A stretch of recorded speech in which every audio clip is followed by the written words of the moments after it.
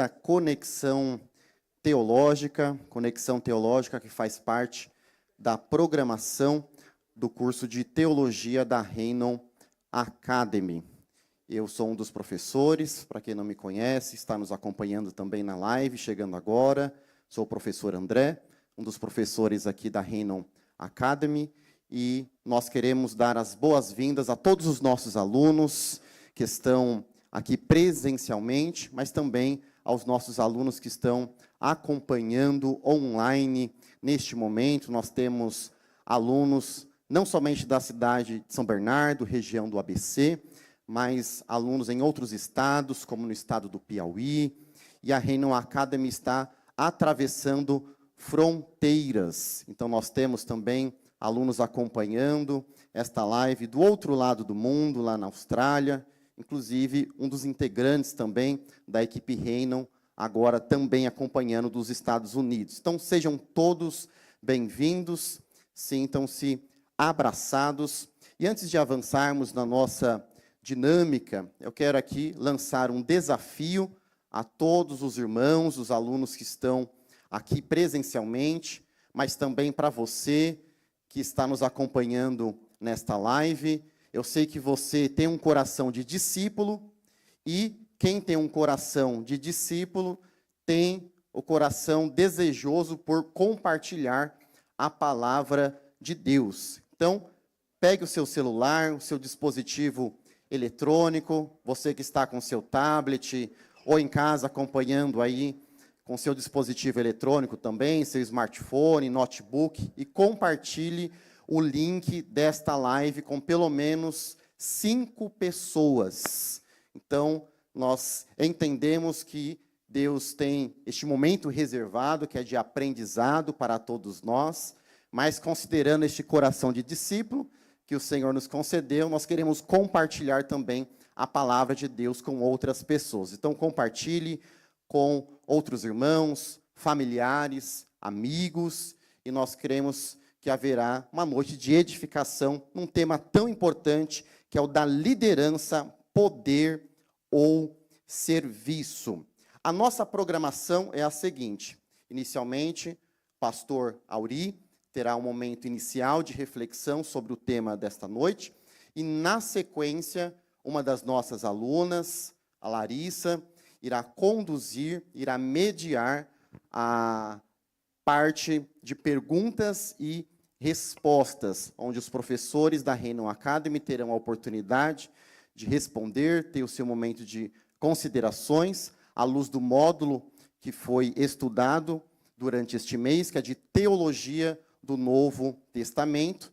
E, no final, você que é aluno, já fique preparado, principalmente os irmãos que estão aqui presencialmente, pois vocês também terão a oportunidade de ter um momento de consideração sobre o tema liderança à luz do Novo Testamento. Então, sem mais delongas, quero chamar o nosso pastor Auri, que já tem a oportunidade.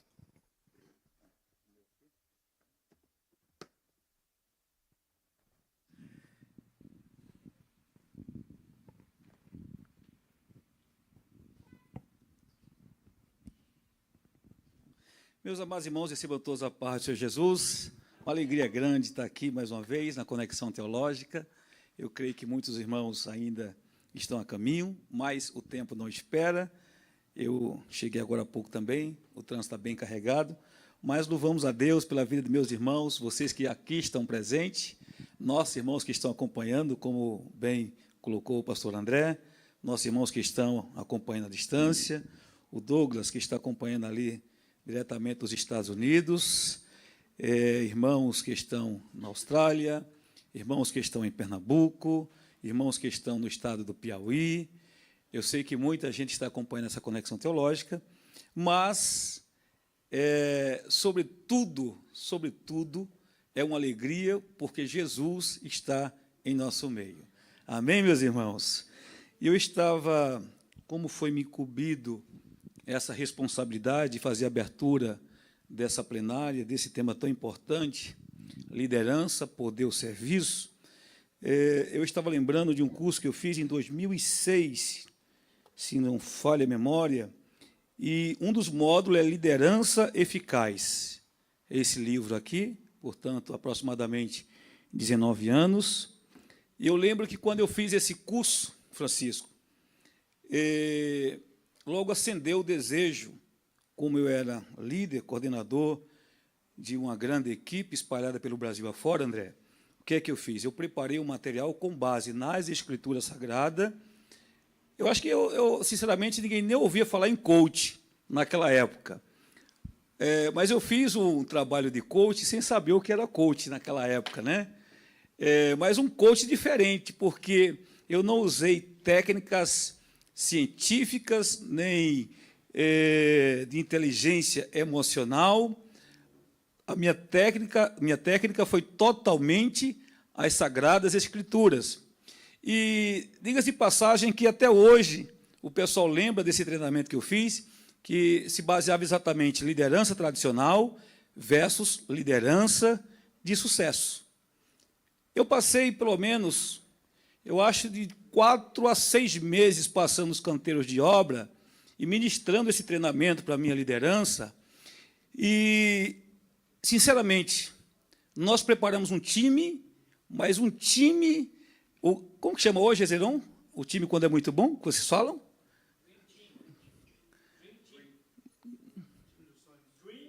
Dream Team. Isso, Dream Team. Time dos sonhos, é isso aí?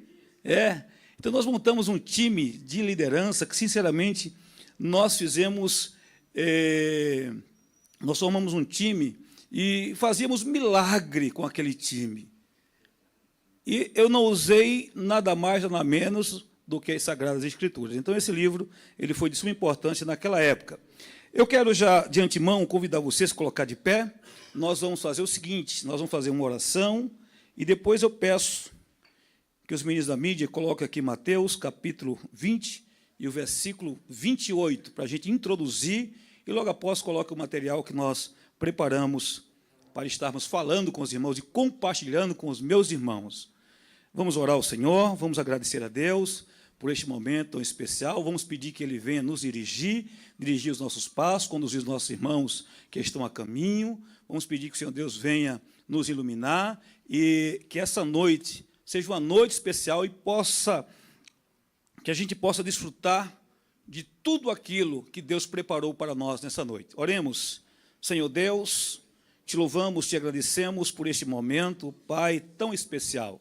Depois de um dia de trabalho, um dia de muita correria, nossos irmãos tiveram, Senhor Deus, o campo de trabalho, labutando na sua vida secular, mas chegaram aqui, esse que é a questão, aqueles que estão a caminho, guarda teus filhos, livra de todo mal, conduz os teus filhos em paz até a esse lugar, os teus filhos também que estão acompanhando, através da live, Senhor Deus, todos aqueles que estão espalhados, já falamos as localidades, tu conheces de perto a vida e a necessidade de cada um deles. Meus irmãos que aqui estão nessa noite, tu conheces de que forma cada um tem chegado aqui, Senhor Deus, conhece o meu coração, Pai eterno dos céus e da terra, seja conosco. Coloca, Senhor Deus, luz, Senhor, sobre esse tema, Senhor Deus, que tudo aquilo que o Senhor tem preparado para nós possa ficar arraigado em cada coração. Não nos deixe sair daqui nessa noite da mesma forma que chegamos. Um tema tão importante, tão especial para a igreja do Senhor Jesus Cristo, pois Tu és o nosso maior exemplo de liderança. Pai, é no Teu nome, Jesus, que nós oramos e Te agradecemos. Amém. Mateus capítulo 20 e o versículo 28, nós vamos introduzir com este versículo. Vamos lá, 3, 2, 1. Toda a igreja. 3, 2, 1. Bem como o Filho do Homem não veio para ser servido, mas para servir e para dar sua vida em resgate de muitos. Podem tomar assento. Meus amados, essa liderança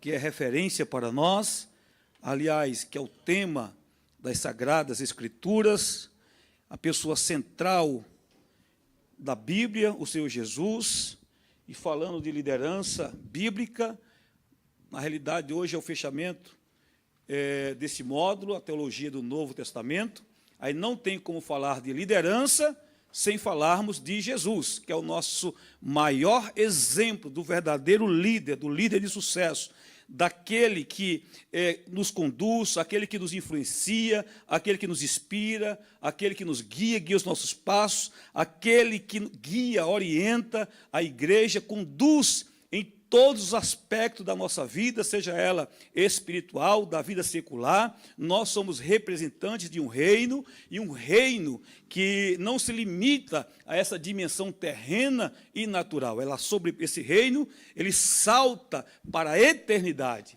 Vocês vão me ver aqui colocando óculos e tirando óculos, porque o meu óculos para longe ficou pronto somente ontem, e esse que era multifocal, eu mandei colocar a lente para perto, está numa prova aqui. Para me adaptar não tem sido fácil. Mas vamos lá. Então, hoje, a nossa conexão teológica, nós vamos falar sobre liderança com foco no com foco no serviço ou poder. É uma pergunta. A liderança, ela é poder ou é serviço? Né? Nós vamos aprender com as Sagradas Escrituras. Já lemos o texto bíblico, o texto de referência. Na introdução aqui, eu coloquei aqui a visão humana de liderança. Na realidade, nós vamos abordar a minha fala. Eu tenho ali, pelo menos, acho que 18 minutos, né, André? Mais 18 minutos. Vou controlar certinho para mim não atropelar o tempo. Mas nós vamos fazer um paralelo entre a liderança humana, autocrática, e a liderança bíblica, cristocêntrica. Vamos fazer um paralelo entre uma liderança e outra, e vamos falar dos desafios pastoral de uma igreja contemporânea. Nós vamos falar esses dois tópicos, vamos correr aqui rapidamente.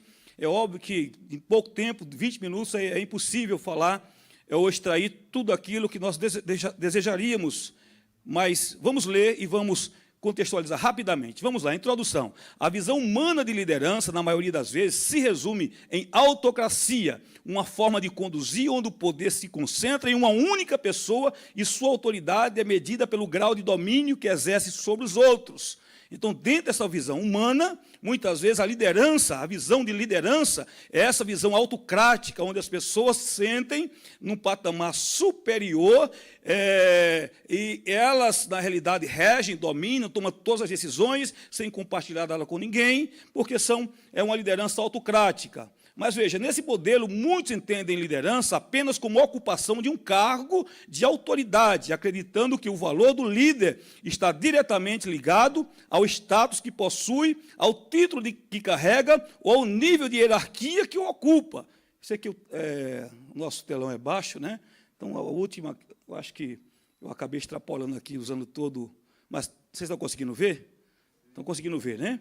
Então, é um modelo que ele contraria o modelo de liderança bíblico, esse modelo, mas diga-se de passagem, infelizmente, no nosso meio, no meio da igreja do Senhor Jesus Cristo, há muita gente que toma esse modelo de liderança para si. Ele quer liderar o povo de Deus, o rebanho de Deus, como se ele tivesse domínio sobre o rebanho, como se ele tivesse total controle sobre as ações desse rebanho, tudo passa pela mão dele. Ele é um líder totalmente centralizador, não divide as tarefas e as responsabilidades com ninguém. É óbvio que nós sabemos que todo líder ele precisa ser organizado, ele precisa observar todas as demandas e as necessidades e delegar com responsabilidade, né, as demandas, mas não centralizar tudo nele só, nele mesmo, como se ele fosse totalmente independente e não necessitasse de nada. Então, a gente vai aprender o modelo como modelo de liderança do Senhor Jesus. Mas vamos lá. Assim a liderança é reduzida a uma posição de destaque que separa quem manda de quem obedece. É aquele velho ditado: manda quem pode e obedece quem tem juízo. Onde o foco está em manter privilégios, ou seja, o objetivo, qual que é o foco? Manter privilégios, impor ordens e garantir obediência. Com todo esse posicionamento autocrático, ele vai exigir do povo exatamente essa obediência, ou seja, causando temor, causando medo no meio dos seus liderados. Então, é uma liderança que não se sustenta quando nós comparamos com a liderança bíblica e cristã. Entretanto, a liderança bíblica apresenta uma lógica totalmente oposta. Vamos lá. Eu vou correr e não vou comentar muito, irmãos, senão eu me aperto ali no tempo. Mas vamos lá. Depois o material vai ser colocado no grupo e vocês podem utilizar o material. Vamos lá. O líder, olha a lógica bíblica. O líder é chamado não para ser servido. Quem que é o exemplo? Nós estamos fechando o modo teologia do Novo Testamento, cujo modelo de liderança é o Senhor Jesus Cristo. Ele foi o modelo para nós. O escritor aos Hebreus, no versículo 2 do capítulo 12, ele diz, olhando para Jesus, autor e consumador da nossa fé. Então, o líder é chamado não para ser servido, mas para servir. O valor do líder não está em sua posição, mas em sua disposição de se doar em favor do próximo. O exemplo, quem é? Jesus. Nós lemos o versículo em que o próprio Jesus, ele disse que o Filho do Homem não veio para ser servido, mas veio para servir e dar a sua própria vida em resgate de outros, ou seja, em resgate da humanidade. Corremos aqui.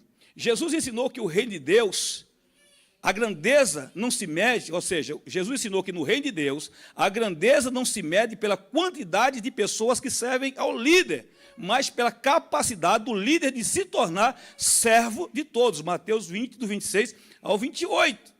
Então, não é a capacidade, não é a quantidade de pessoas que vai lhe servir. E a Larissa falou isso, eu peguei esse gancho, viu, Larissa? Copiei de você, que você falou aqui na escola dominical. Porque muita gente acha que o status, eu sou líder, eu sou pastor, eu sou líder, seja em qualquer área, pode ser na área secular também, de tantas pessoas, de tantos liderados, e falam isso de boca cheia, né? Mas, na realidade, ele é um líder que procura ser servido, e não de servir, não se doar aos seus liderados.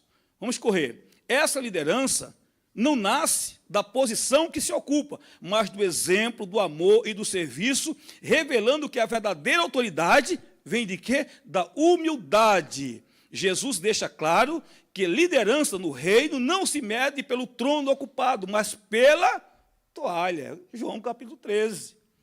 Jesus, ele era mestre. Senhor, ele é mestre, ele é Senhor, e ele deixou o maior exemplo de serviço. Porque quem lavava os pés, ainda ontem, o nosso irmão, que ministrou a palavra de Deus aqui, ele falou, ele deu esse exemplo de Jesus, né? Ele disse que quem lavava os pés era o escravo de menor patente da casa, era o que lavava os pés. E Jesus, ele deu esse exemplo, lavando os pés de todos os discípulos, mesmo de Judas Iscariotes. Jesus sabia que Judas Iscariotes iria lhe trair. Depois daquela ceia, mesmo assim, Jesus, ele não fez nenhum tipo, de discriminação, sabendo que era um traidor, e lavou os pés desse traidor.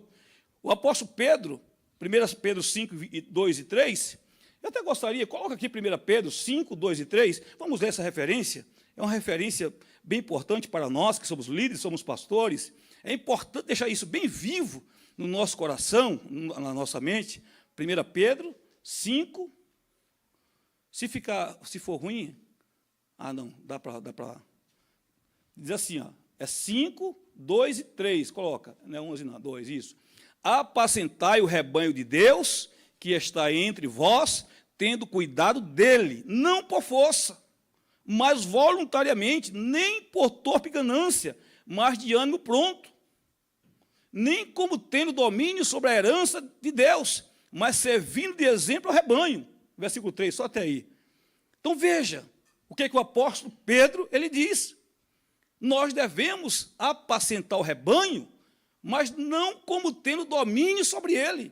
E infelizmente, nós estamos vivendo dias, esses dias eu vi um vídeo, o pastor dizendo que ele deve ser temido, não sei se vocês viram esse vídeo, não sei se circulou por aí.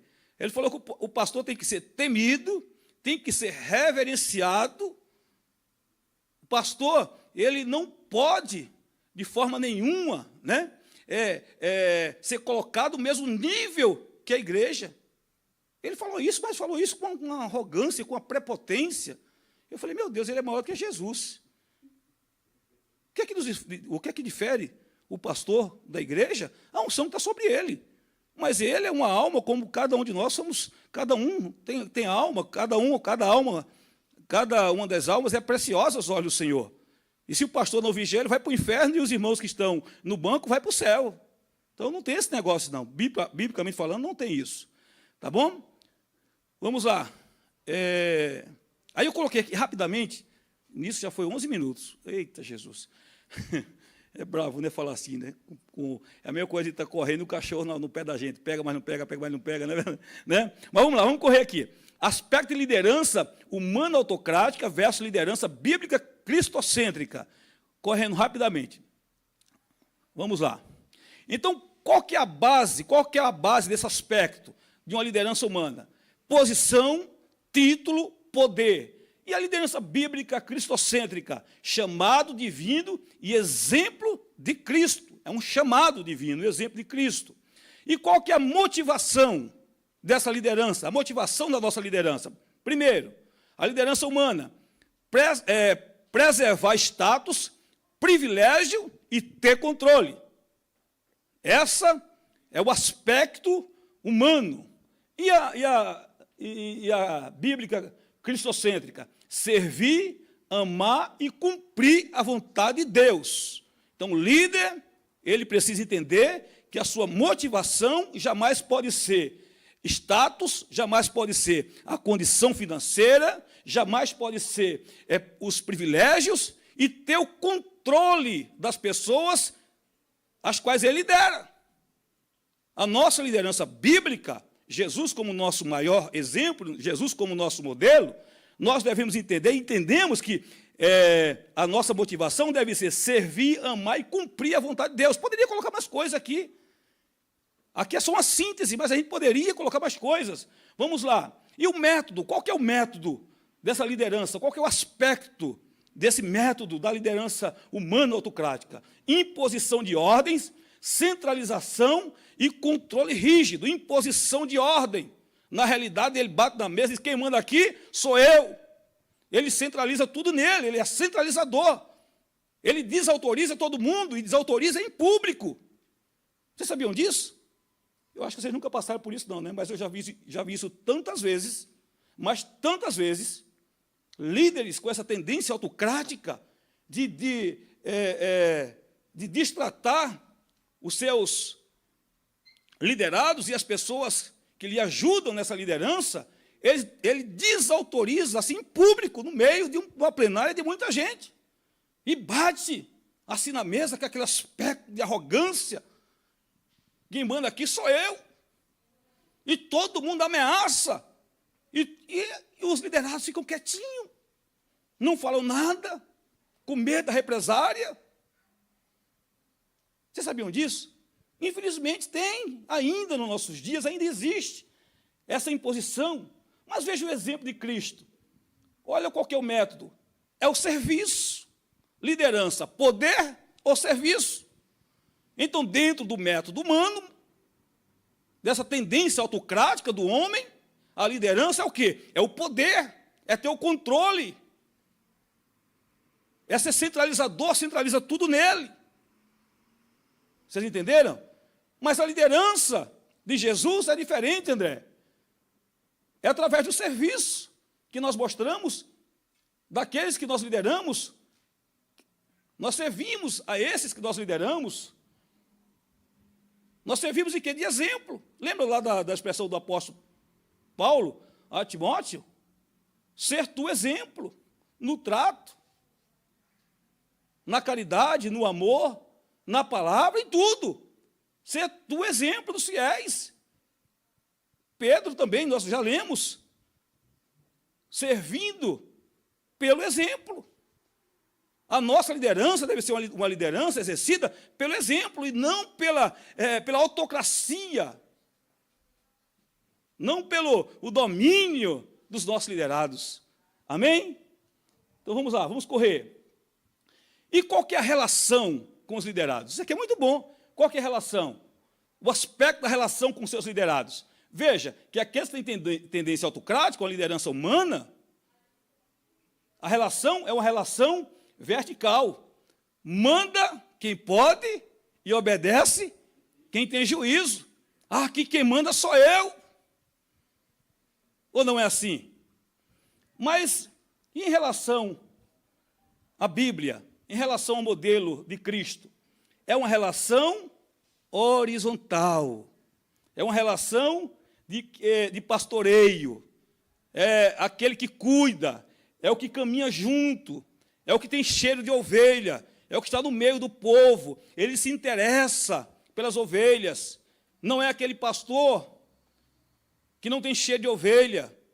Ele se sente tão mais importante, ele se sente tão assim superior, que ele olha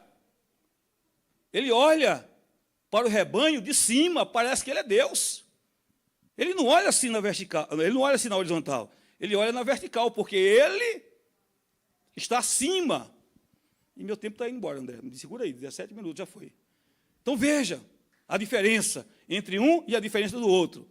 E se eu poderia dar aqui dezenas de exemplos, né, Mael? Se eu fosse citar alguns exemplos lá, né, da terrinha, né, lá das lideranças que nós temos lá, ficaria aqui a noite toda, mas eu vou correr aqui, tá certo? Vamos lá. Então, essa relação é uma relação vertical em relação à igreja, é uma relação, aliás, em relação ao modelo de Cristo, é uma relação horizontal. Há um relacionamento com seus liderados. E a visão de grandeza, ser servido, reconhecido e exaltado. O aspecto da visão dessa grandeza, ele quer ser o que mesmo? Servido, reconhecido e exaltado. Modelo de Cristo, torna-se servo de todos, Marcos 10, do 43 ao 45. Palavra de Jesus, Jesus disse, quem quiser ser o maior, seja o quê? Servo de todos. Quer ser grande, quer ser o maior, seja servo de todos. Marcos 10, 43 e 45. E vocês não vão ver aqui, mas está aqui. O resultado final. Submissão forçada para aqueles que têm essa tendência autocrática. Qual que é o resultado final disso? A gente poderia citar mais casos, mas senão ia ficar muito longo. Submissão forçada, medo, dependência de um líder. Agora, autoritarismo, estagnação, e ele vai causar com tudo isso, o resultado de tudo isso, o que é que vai acontecer? Divisão. Ou não é assim? Vai ter divisão ou não vai ter? Porque vai ter pessoas que não vai se submeter a uma liderança como essa, Mael. Ele vai buscar em Deus o quê? Um direcionamento para sair debaixo desse autoritarismo. Então, com isso, o líder, em vez de ajuntar, André, esses líderes que têm essa tendência autocrática, o que é que eles fazem? Eles espalham. Inevitavelmente, haverá uma divisão. Porque os seus liderados vão buscar em Deus um caminho para sair debaixo desse autoritarismo. Vocês entenderam, irmãos? É óbvio que eu não estou aqui fazendo apologia que o líder tem que ser um líder fraco, um líder que não tenha visão de Deus, um líder que não saiba para onde ele quer conduzir o rebanho, porque tem esse também, sabe? Que é um Maria vai com as outras. Ele é levado por qualquer vento de doutrina. Qualquer um que chega e buzina no ouvido dele, ele já está indo no curso daqueles. Então, esse tipo de liderança também é uma liderança fraca, não é a liderança de Cristo, e a gente vai ver isso lá na frente. Qual que é o limite da liderança democrática? É exatamente essa, né? Porque também, se o líder, se o pastor, ele for ser levado por qualquer opinião, ou pela massa, pelo povo, ele vai se afastar de Deus, ou não é assim? Tá certo? Não vai ter tempo. Eita, deixa eu voltar aqui. Mas qual que é o resultado final daqueles que baseiam a sua liderança em Cristo? Ou seja, ele discipula, há uma transformação de vidas, multiplicação, ou seja, ele vai multiplicar a sua liderança, mesmo que esse líder passe. Na verdade, eu creio que cada um de nós somos líderes, por quê? Porque nos baseamos nos líderes que nós tivemos. E a gente pegou o jeito desses líderes, é óbvio, colocamos ali o nosso DNA e vamos dar continuidade à liderança que nós recebemos de alguém. A verdade é essa. Então, ele promoverá unidade, crescimento espiritual, serviço mútuo, tudo isso para a glória de Deus. Correndo aqui. Sintetizando, enquanto a liderança humana busca poder e reconhecimento, a liderança bíblica busca corações transformados pela prática do serviço. Poder ou serviço. Poder ou serviço? Enquanto a liderança humana busca poder e reconhecimento, a liderança bíblica busca o quê mesmo? Corações transformados pela prática do serviço. Então, a resposta para aqueles que ficaram curiosos, essa síntese responde se liderança é poder ou serviço. Para nós, liderança não é e jamais deverá ser poder. Para nós, para os líderes cristãos, para os líderes que têm Cristo como nosso exemplo, como nosso modelo, precisa entender que liderança para nós não é poder, não é estar no controle de tudo, não é ser centralizador, é através do serviço, do exemplo, do serviço prestado ao rebanho, ele vai mostrar essa liderança com esse serviço. Amém? André, mais 3 minutos? Posso? Posso? Você é o chefe, você e o pastor Marcelo aí são chefes. Vocês puxam meu paletó. Mas rapidamente, eu não, prometo que eu não vou.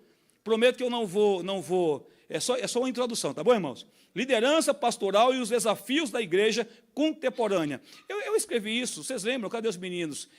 Bem no comecinho aqui, quando nós inauguramos a igreja, eu fiz uma reunião com pelo menos 14 casais jovens e eu falei desses desafios. Eu escrevi, eu fiz eu preparei todo o material e até pensei em trazer esse material, mas ia ser muito extenso. Aí eu resumi, sintetizei.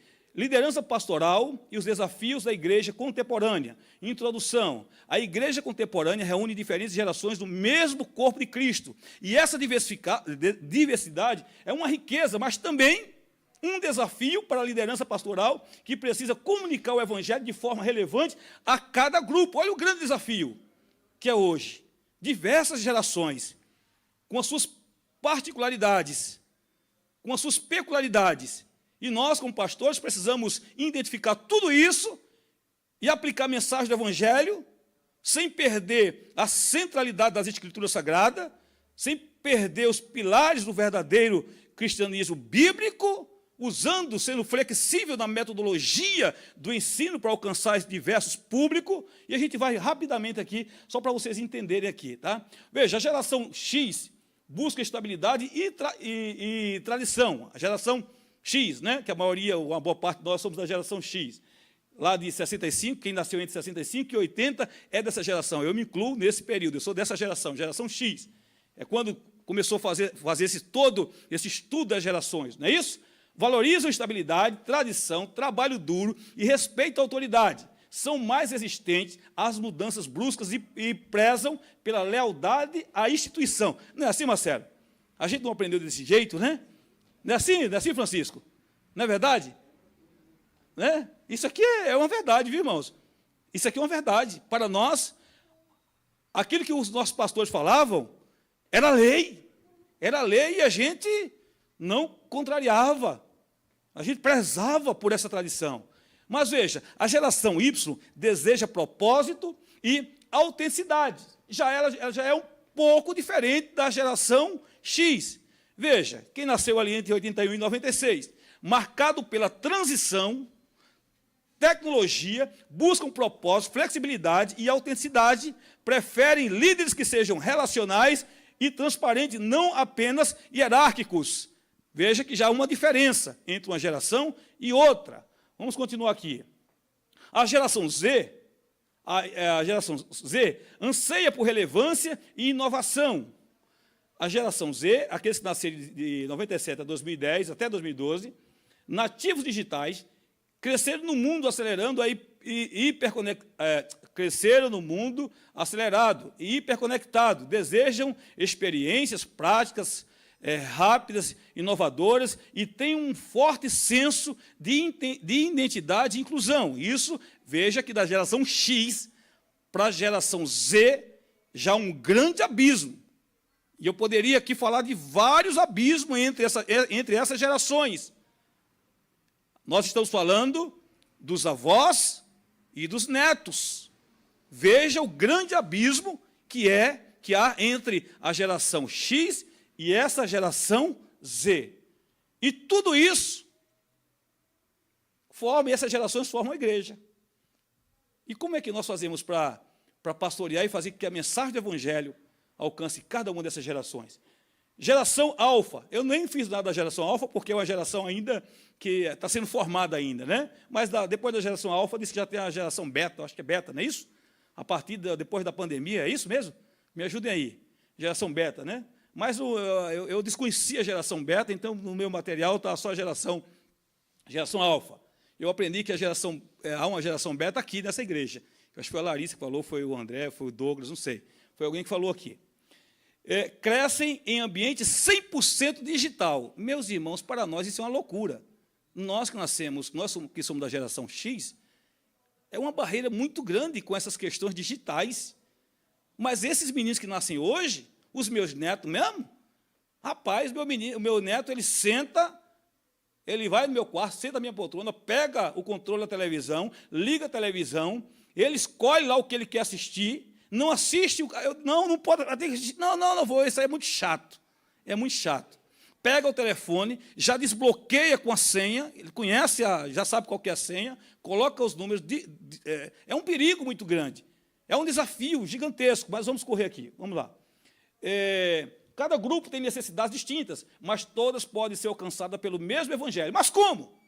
Diante de tantos desafios, diante de um abismo gigantesco que é entre essas gerações, como é que nós podemos levar a mensagem do Evangelho a essas gerações sem perder a centralidade bíblica, sem perder a essência, os pilares do Evangelho de Jesus Cristo? Jesus, mais uma vez, ele é o modelo, não é teologia do Novo Testamento? Nós estamos aprendendo acerca da liderança de Cristo. E Jesus enfrentou isso com maestria e deixando exemplo para nós. Jesus é o modelo perfeito. Falou de forma firme aos religiosos que cuidavam da lei, aliás, que conheciam a lei. Jesus era o quê? Firme. Ele não dava moleza. É o que está faltando muitas vezes para nós. Aqueles que cuidavam da lei, que conhecem a Bíblia, não podem ser tratados como um novo convertido. Não podem ser tratados como aqueles que a gente precisa da lei. Tem que ser na porrada mesmo, tem que ser na cipuada. Ou aprenda a ser crente, ou então, vai embora. Procura teu lugar e é assim, ou não era assim? Enquanto Jesus tinha toda a paciência do mundo, com o povo, com a multidão, com os religiosos, Jesus dizia o seguinte: raça de víboras, filhos do diabo, sepulcaiado. Era assim, era na cipuada mesmo. E lembra lá o fariseu? Mas mestre, o senhor também, ele estava na casa do fariseu, e sentamos a cipuada do fariseu. O fariseu, mas assim o senhor também me ofende. Aí Jesus virou para ele e o chicote comeu. Então, de forma firme aos religiosos, pedagógica aos discípulos, simples às multidões e acolhedora às crianças. Assim, o pastor precisa compreender as diferenças sem mudar a mensagem, apenas ajustando a forma de comunicar. Na reunião de obreiros, a gente quebra o pau, viu, Léo? A gente quebra o pau e não precisa desenhar muita coisa, não. Mas no culto público, a gente precisa tomar certos cuidados. Ou não é assim? É assim ou não é, irmãos? O estudante de teologia, ele precisa aprender essas coisas, não é verdade, Francisco? Precisa aprender essas coisas. E o modelo é Jesus. Está certo? Então, o pastor ele vai pregar a mesma mensagem, mas agora ele vai ser flexível da forma como ele vai ministrar essa mensagem. Síntese, para a gente fechar. O líder que segue Jesus aprende a ser tudo para todos. 1 Coríntios 9, 22. Lembra de Paulo? Paulo está dizendo, olha, eu fiz-me tolo para ganhar os tolos. Eu fiz-me sábio para ganhar os sábios. Vamos ver essa referência? Vamos lá. 1 Coríntios 9, 22. Coloca aqui. Eu já passei mesmo ali meus... Eu não falei para vocês me deixar quieto. Vocês puxem aí meu paletó. Depois a gente come menos ali na hora do café. Tá bom? É 9 e 22. 9 e 22. Coloca aqui, rapidinho. Eu já estou finalizando, prometo que já finalizo. Fiz-me como fraco para os fracos, para ganhar os fracos. Fiz-me tudo para todos, para por todos os meios, para por todos os meios chegar a salvar alguns. Apóstolo Paulo. É isso aí, obrigado. Volta lá, só para me fechar. André já pode, a Larissa, né? Já pode se aproximar. Vamos lá. Liderar gerações é ser firme na verdade, flexível na forma de comunicar a mensagem, como Jesus ele fez com os religiosos, com a multidão, com os seus discípulos e com as crianças. É ser firme, tá certo? Pastorear gerações é isso. Você pode ser flexível na metodologia para aplicar a mensagem. Aliás, você pode ser flexível na metodologia para aplicar a mensagem e firme nas verdades absolutas da palavra de Deus. Amém, meus irmãos? Amém? Obrigado, André. Desculpa por ter passado os minutinhos. Está tudo certo? Quem é que vai? Larissa, pode se aproximar. Pode se aproximar, Larissa. Aí ela já vai chamar os nossos irmãos para tomar assento aqui, que ela vai conduzir as perguntas em nome de todos os alunos. Nós vamos fazer oração, irmãos? É sempre bom fazer uma oração, né? Depois que a gente termina. Não é isso? Pastor Alas, vem aqui, pastor Alas. Faz uma oração aqui para a gente já passar para a Larissa. Oremos, Senhor, nosso Deus, nosso Pai, nós queremos nessa noite, Senhor, entregar, Senhor, nossa vida diante do Teu altar para Te louvar e Te engrandecer, para Te agradecer por esse momento, Deus, o privilégio de podermos aprender mais de Ti, Senhor, à luz das Sagradas Escrituras. Continua, Senhor, nos conduzindo, Senhor. Continua, Senhor, iluminando a nossa mente, pois lâmpada para os meus pés é a Tua palavra e luz para os meus caminhos. Continua nos orientando, Senhor, na Tua verdade. Fica conosco, no nome de Jesus. Amém. Paz do Senhor para os irmãos. Vou imitar o Douglas. Tudo bem com vocês? Então, tá bom. Que palavra maravilhosa, né? Aqui a gente já recebeu toda a resposta do questionamento do tema de hoje, né? Liderança, poder ou serviço? Se eu questionar cada um dos irmãos, os irmãos já vão saber a resposta, né? Mas, o que acontece? Por que a gente precisa aprender ainda sobre este tema? Porque ainda, professores e pastores, ainda nos dias de hoje, nós temos algumas pessoas no meio evangélico que ainda não entenderam a resposta que acabamos de aprender. Ainda tem gente que confunde que liderança é, sim, relacionado a poder. E é por isso que vamos ao primeiro questionamento dessa noite, que é exatamente relacionado a isso. Hoje, muitos veem a liderança como a busca ou ocupação de uma posição de poder. Mas, fazendo um relacionamento com o módulo que aprendemos sobre o Novo Testamento, o que o Novo Testamento nos ensina sobre a diferença entre liderar por essa posição e liderar por meio do serviço? Pastor Aurir. Bom, eu acabei de ensinar para a igreja, né? Acabei de ensinar para vocês. Infelizmente, hoje ainda, com todo o conhecimento bíblico e os materiais didáticos que nós temos em relação à liderança, o que é, de fato, liderança para nós, mas há um movimento, eu posso dizer que, infelizmente, a tradição, muitas vezes, ela se sobrepõe à Bíblia, à palavra de Deus. Líderes que não tinham, eu, quando falo isso, falo com muito temor, porque é através da liderança desses homens, porque, infelizmente, eles não eram perfeitos, eles tinham em abundância amor pela obra, eles tinham em abundância, né, muitas vezes trabalho, mas, pelo outro lado, eles cometiam esses excessos em relação a essa liderança autocrática, né? E isso veio se arrastando durante, praticamente, falando da nossa igreja, como eu já falei para vocês em outros momentos, eu sou a terceira geração de crentes da Assembleia de Deus da minha família, então eu só sei falar da Assembleia de Deus, eu não sei falar de outra igreja.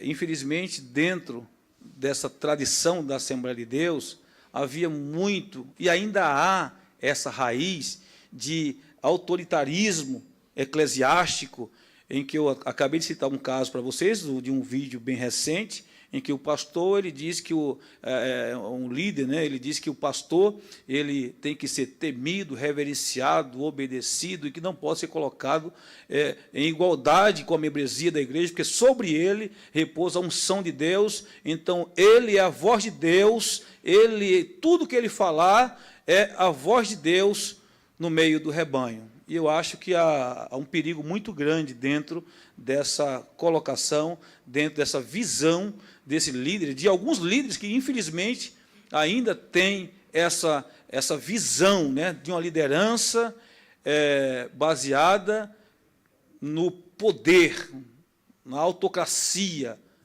Ele é centralizador, ele centraliza tudo nele. Então, infelizmente, ainda existe. Nós aprendemos que o exemplo para nós, para a igreja do Senhor Jesus, é Jesus, que é uma liderança pelo exemplo, e uma liderança, na realidade, que expõe nitidamente o serviço em amor do rebanho e em amor de todos. Amém. Deus abençoe. O professor André, você que foi um dos professores desse módulo do Novo Testamento, como você diria que o Novo Testamento nos ensina essa liderança por meio do serviço e não por meio do poder? Muito bem. Mais uma vez, a paz do Senhor a todos os nossos irmãos e alunos. A Bíblia, como um todo, sempre foi o melhor modelo que nós temos para nos inspirar no quesito liderança. É curioso que, em 1970, publicaram um livro não de cunho teológico ou religioso, mas que fez muito sucesso na época. O autor é o Robert K. Greenleaf, que falava de um modelo de liderança servidora. Só que a base do autor era, inclusive, esotérica, não tinha uma base bíblica.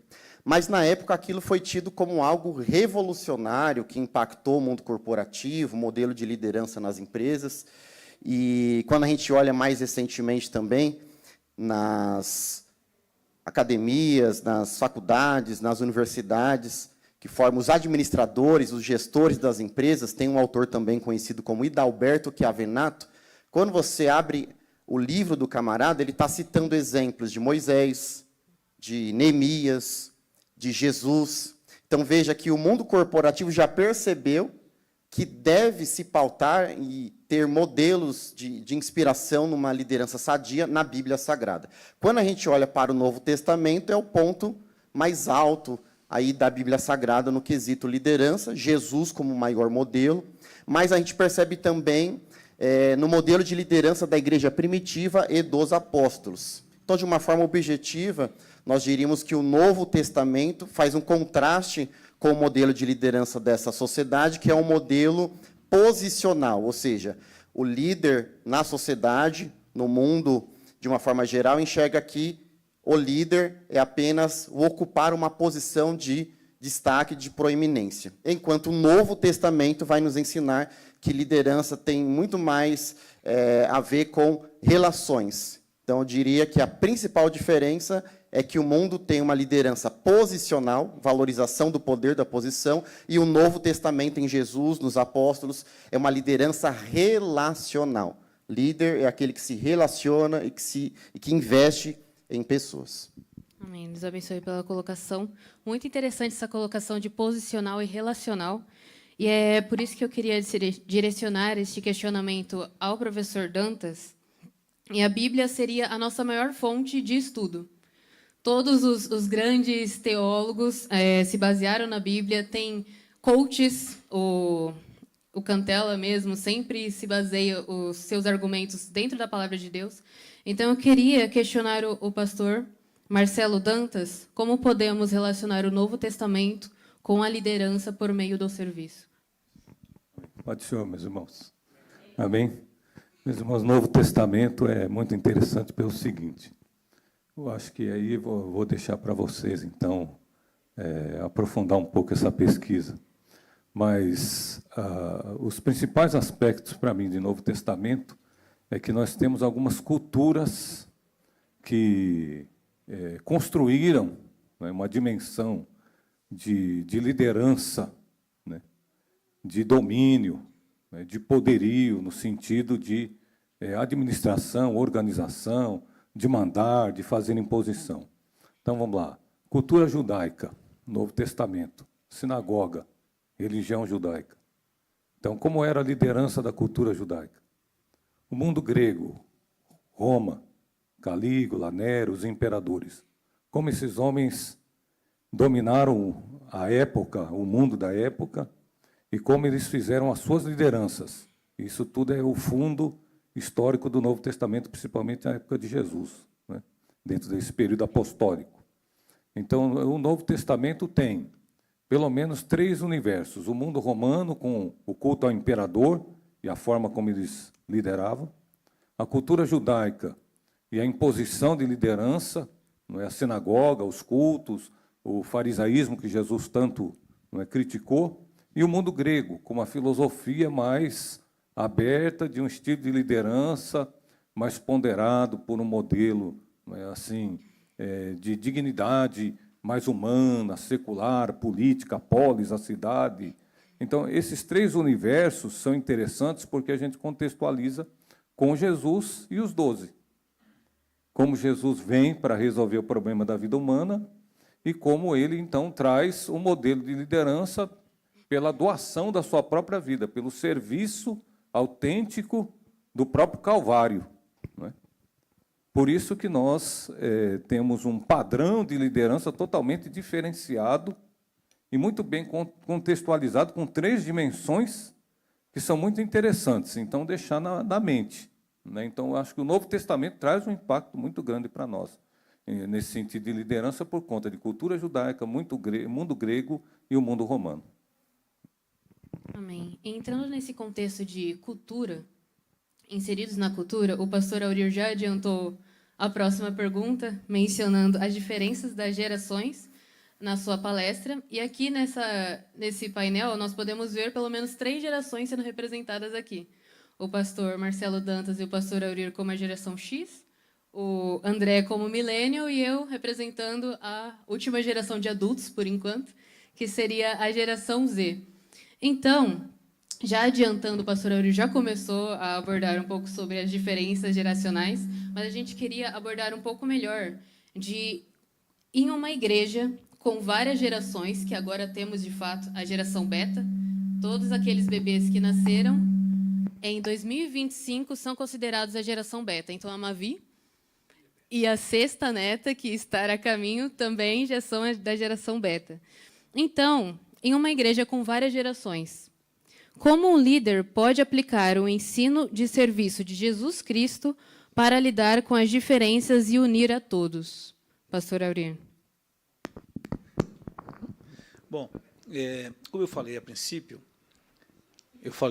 inicialmente, há um grande abismo entre essas gerações. Se a gente pegar a geração X para a geração Y, nós estamos falando de pelo menos, eu não fiz as contas, vocês podem até me ajudar aí quantos anos são, mas a gente está falando dos netos e os avós.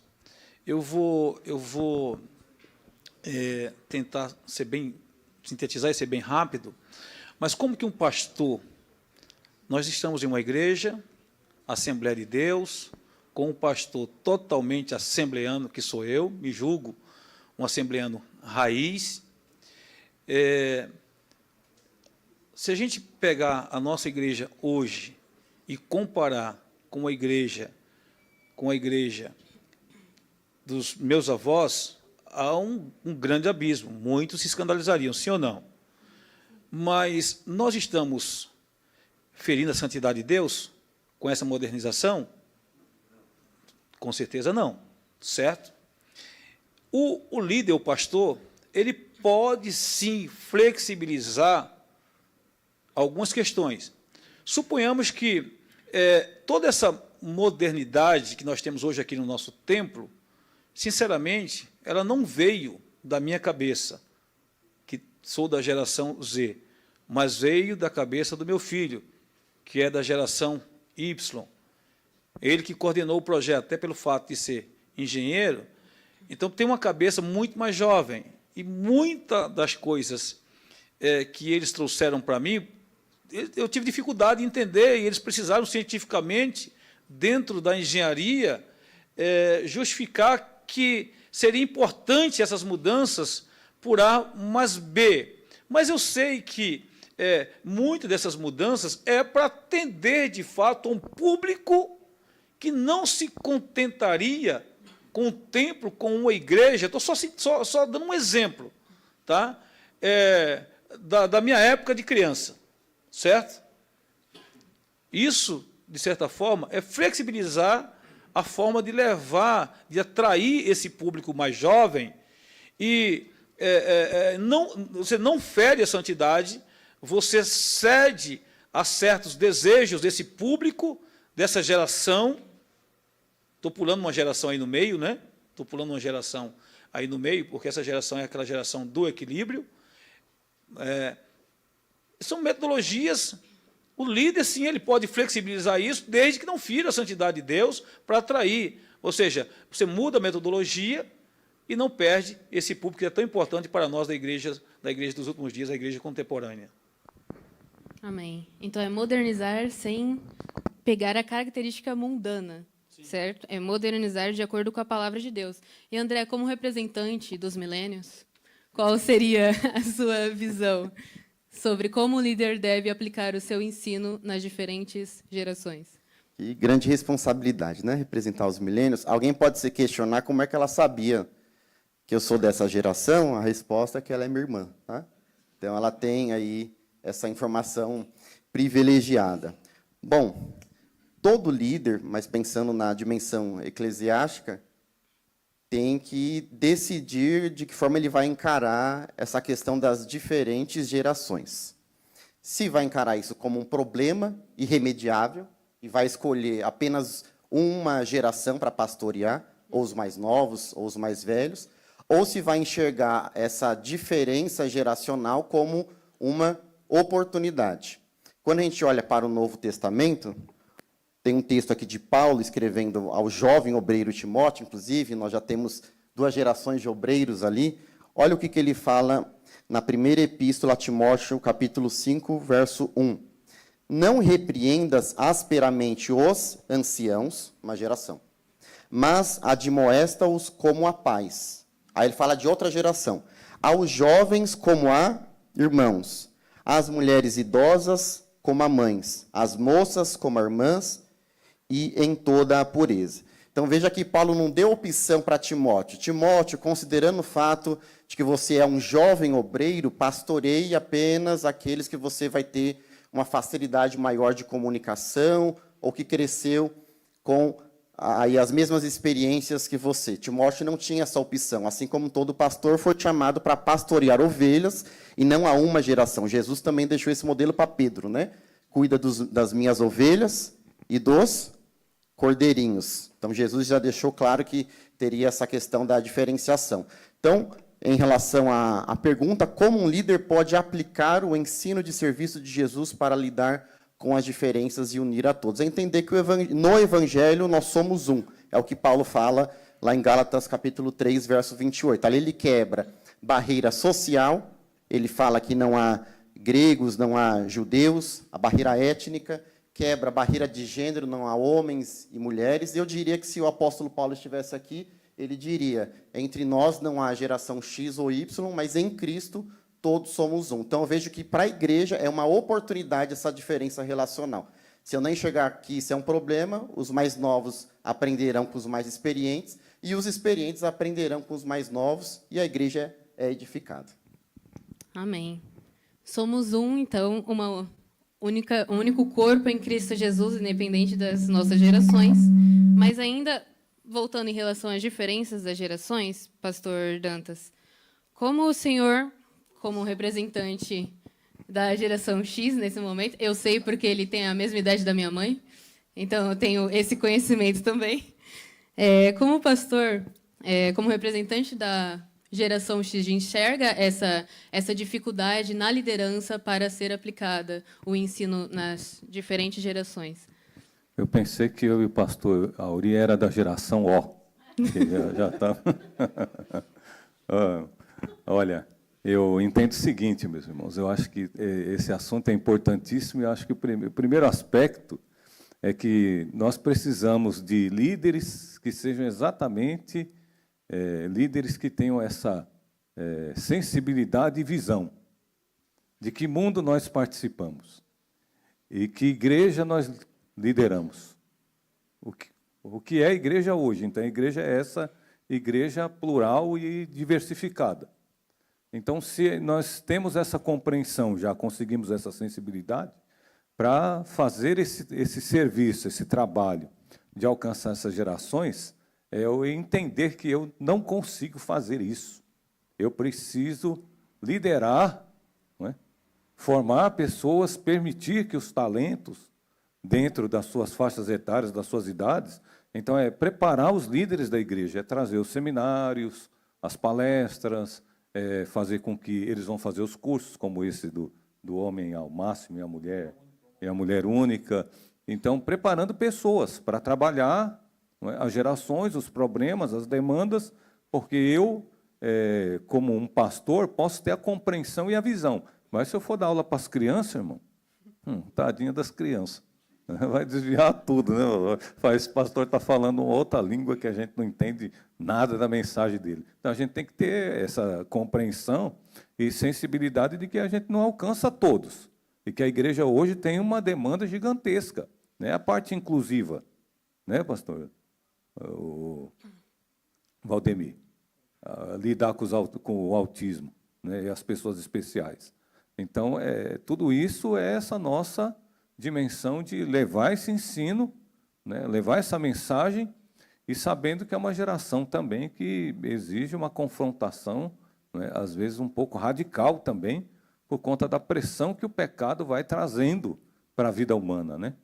Então, assim, a teologia ela tem essa precisão de formar o nosso estado de consciência e nos permitir, então, transcender, sabendo dos nossos limites, o que a gente precisa fazer para que as ferramentas sejam utilizadas e todas as classes sejam alcançadas e abençoadas com a mensagem do reino.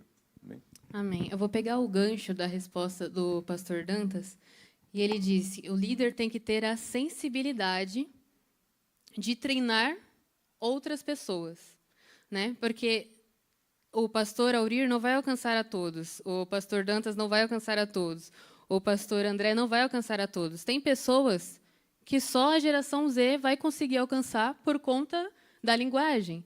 Tem pessoas que só a geração alfa vai conseguir alcançar, que eu já não vou conseguir, né? Então, a gente tem que ter essa sensibilidade que tem pessoas que só os irmãos vão conseguir alcançar. Não é o pastor, são os irmãos. E é por isso a importância de promover uma cultura de discipulado dentro da igreja. Eu gosto muito do pastor Douglas Gonçalves, e ele criou o projeto Jesuscope. E um dos temas que o Douglas Gonçalves aborda é como ser um líder inútil. E ele usa essa palavra exatamente para gerar esse impacto nas pessoas. Um líder inútil é aquele que ensina o outro, né? É o mentor de outra pessoa, para que essa pessoa não precise mais dele. Então, essa é a nossa função, né? Como líderes, gerar novos líderes. Essa é a nossa função. Então, eu queria questionar o André, porque ele já abordou um pouco mais sobre Paulo e Timóteo. E na Bíblia, nós podemos ver a cultura do discipulado em toda a Bíblia. Não só no Novo Testamento, mas no Velho também, né? Moisés liderou o povo e ele gerou um novo líder, Josué. E o irmão Abimael pregou no domingo uma palavra muito forte, que é: Moisés não conseguiu entrar na terra prometida, mas o seu liderado, Josué, alcançou o desejo do coração de seu líder Moisés. Então, será que nós estamos abertos, né, a liderar outras pessoas, a alcançar os sonhos que a gente não vai conseguir alcançar? Então, eu queria abordar com o professor André, como líder na igreja, pode promover uma cultura de discipulado, na qual cada membro é incentivado e preparado para discipular outros e formar novos líderes. Eu quero usar uma metáfora aqui, uma figura, que não é minha, na verdade, eu li uma vez, mas me impactou muito, e toda vez que eu escuto ou leio a expressão discipulado, isso me marca muito, falou muito comigo. É a metáfora ou figura da treliça e da videira. Então, a treliça é o que dá a sustentação para que a videira cresça, né? E a videira é o objetivo ali do agricultor, é aquilo que tem vida. Então, o que acontece muitas vezes em nossas igrejas, pensando de uma dimensão geral, né? Não apontando para denominações, é que muitas vezes nós, da liderança, estamos com o olhar treinado apenas para a treliça e não para a videira. O que é a treliça? São os eventos, são as programações, são as atividades, são os grandes congressos, é a estrutura, é a parte tecnológica, que tudo isso é muito importante dar sustentação para que tenha o crescimento. Mas a igreja, principalmente brasileira, tem entendido muitas vezes que o líder cristão é um grande promotor de eventos religiosos, quando, na verdade, biblicamente falando, ele foi encorajado, na verdade, foi uma ordem de Jesus, o dono da igreja, para formar discípulos. Então, a gente só começa a criar essa cultura do discipulado quando o nosso olhar sai da treliça, que é apenas a estrutura, que tem o seu espaço de importância, e vá para a videira, ou seja, para as pessoas. Voltando à reflexão da primeira pergunta. Não é só uma questão de posição à liderança, mas é relacional. Se é relacional, ele não tem que ficar regando a treliça. Então, às vezes, a gente se esforça muito, se desgasta, mas a gente está fazendo o trabalho de regar a treliça, regar a estrutura. E regando a treliça, isso não dá crescimento. Ela é importante, mas a gente tem que direcionar para a videira. Então, para a cultura do discipulado avançar, é dar importância mais para a videira do que para a treliça, mais para pessoas do que para programações. As programações existem por causa das pessoas e não ao contrário. Amém. Muito importante a colocação do professor André, de focar nas pessoas e não na programação. Porque, às vezes, nós podemos ver nas igrejas de hoje que elas estão preocupadas com o número de membros, né, e não com o número de líderes. Então, chega milhares de pessoas aqui, aceitam a Jesus, mas nenhuma é discipulada. Então, a maioria acaba voltando para as suas velhas práticas. E é nisso que eu queria abordar, pastor Dantas.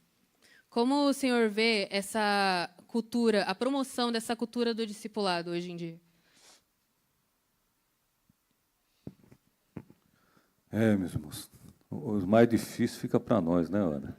Olha, eu entendo o seguinte, como nós somos pentecostais, eu acho que nós temos que ir logo tentar cortar o nosso mal pela raiz, pastor. Porque nós temos uma cultura no pentecostalismo e uma ideia de poder, que inclusive tem um vício, né?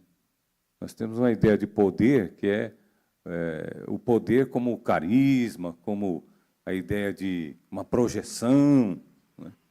E o que dificulta nós entendemos o poder do Espírito Santo. O movimento pentecostal tem uma ideia de poder, mas um poder muito pessoal, centralizador, e isso viciou também o problema do discipulado. Porque o que acontece conosco no discipulado? A nossa visão pentecostal, ela ainda tem uma dimensão assim de uma ênfase transcendente de mensagem, de estilo de vida cristã, e nós colocamos muito dessa transformação da pessoa como ser humano, né, na busca, na entrega, na oração, no estar no culto, e não na manutenção de uma cultura de ensino, de educação, como uma igreja, por exemplo, batista presbiteriana, que tem uma dimensão de discipulado diferenciada da nossa. Até nossas cartilhas, nossos manuais, né, de um tempo para cá vem sendo idealizado, mas a gente aplica pouco. A gente usa poucos livros, nós temos pouco hábito de leitura. Não é? Até a lição da escola dominical, se a gente for apertar, nós não lemos durante a semana, a grande maioria não lê. Vem para a escola dominical, mas não lê a revista. Então, o problema é que nossa cultura protestante pentecostal, principalmente de raiz assembleana, ela tem um vício muito grande nela, que está sendo transformado de uma maneira lenta. Nós estamos tendo mudanças, né, curso teológico ganhando um pouco de espaço, mas nós temos um pouco de dificuldade nossa de idealizar um trabalho, né, mais voltado para um discipulado, nesse sentido mais formal, né, de educação, do trabalho do ABCD, né, do acompanhamento daquele que vem para a igreja como novo convertido, né? Até a visita do novo convertido, a ligação para o novo convertido, para nós tudo é uma dificuldade, né, Valdemir? Então, e isso já vem desde o fundamento. Por quê? Porque nós temos uma ênfase, um estilo de culto, uma forma de crença, uma fé que a gente pratica. Ela traz resultado, ela é abençoadora, ela é transformadora, obviamente. Mas nós temos muitas perdas também. E o crescimento espiritual nosso, nesse sentido educacional, também, né, hoje melhorou bastante, né? Mas nós temos ainda, né, algumas negligências. Então, acho que é essa visão de entender, né, e ir abençoando o projeto, mudando um pouco, investindo, né, nos cursos, na formação, e principalmente naquele novo convertido, né?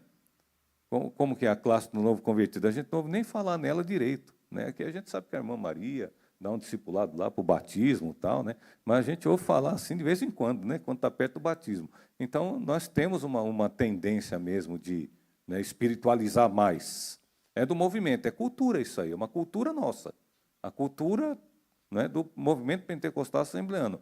E nós estamos falando ali, ó, incentivado, né, na qual cada membro é incentivado e preparado. Então, nós temos que também passar por um processo que nos permita, né, ter um... E isso é da cultura ocidental também, diz que o oriental, né, a cultura oriental é mais didática, e a ocidental parece ser mais... Né, a gente pulava o muro da escola para poder matar a aula, né? Os irmãos pulam o muro da igreja também para matar a aula também. É difícil. Focando no novo convertido. Se fizermos uma analogia, o novo convertido nada mais é que um bebê na fé. Então, precisamos passar ainda o básico com eles. Então, pastor Aurir, como o senhor é pai de 3 filhos, tem um representante aqui, o desejo de um pai é formar um pai. O desejo de uma mãe é formar uma mãe. Então, como a gente pode trazer essa analogia para dentro da igreja? O desejo de um líder deve ser gerar outro líder, e assim por diante. Como o senhor vê essa cultura do discipulado? Bom, eu sou de uma geração em que estudar teologia era passivo de disciplina. Nós aprendemos, desde muito cedo, aqueles que são da minha idade, que tiveram também a sua infância na igreja, vão lembrar disso. Pastor Marcelo, talvez ele não tenha passado por isso, porque ele já foi chamado a servir o Senhor numa cidade grande, em um ministério já desenvolvido. Talvez não tenha passado por isso, mas, sendo crente lá do Nordeste, da Assembleia de Deus tradicional e raiz, a ideia era que a letra mata e o Espírito vivifica. A verdade é que, ao longo dos anos, como o pastor Marcelo bem colocou, essa mudança de mente, ela tem sido, tem acontecido, aos poucos, mas tem acontecido. Falando da nossa igreja.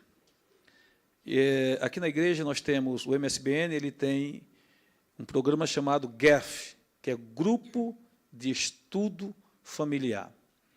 Mas como eu gosto sempre de me basear em Cristo, no Senhor Jesus, na realidade a Bíblia inteira, ela orienta o pai. Eu estava lendo aqui, eu tenho um material de um seminário que eu preparei, falando sobre família, e tem aqui inúmeras referências, Deuteronômio 4, 7, e vai por aí fora, falando das responsabilidades que a Bíblia, que a palavra de Deus, ela impõe aos pais em relação à educação cristã dos filhos, a educação bíblica dos filhos, a formação desses filhos, que são bebê, como você bem colocou. Mas olha o que é que Jesus disse em João 20, 21. Assim como o Pai me enviou, eu envio a vós. Agora, vamos olhar para o ministério do Senhor Jesus. O Senhor Jesus, ele escolheu 12 homens e discipulou esses 12 homens, sim ou não?